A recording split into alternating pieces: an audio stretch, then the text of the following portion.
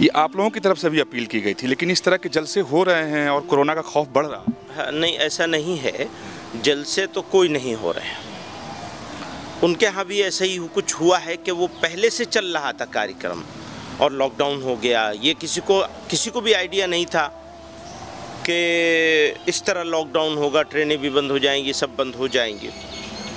तो बहरहाल कहीं ना कहीं कुछ ऊंच नीच गलती हुई है, हो सकता है लोकल अधिकारियों से हुई हो सकता है उसके आयोजकों से हुई हो।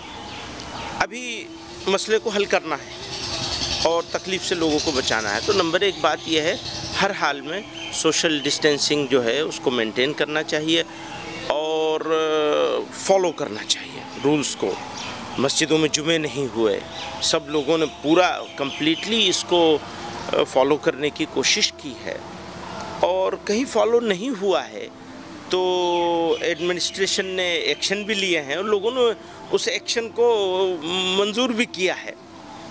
तो मुझे ऐसा लगता है कल हम लोगों ने प्राइम मिनिस्टर से को ऑफ़र किया कि हम 10,000 लोगों के लिए देश भर में अलग अलग वेरियस जगहों पर 10,000 लोगों के क्वारंटीन करने का अगर ज़रूरत पड़े तो जगह प्रोवाइड करेंगे हम। खुदा करे ज़रूरत ना पड़े, लेकिन अगर पड़े तो हम ऐसा सोच रहे हैं कि हम ऑफ़र करें अपनी तरफ से।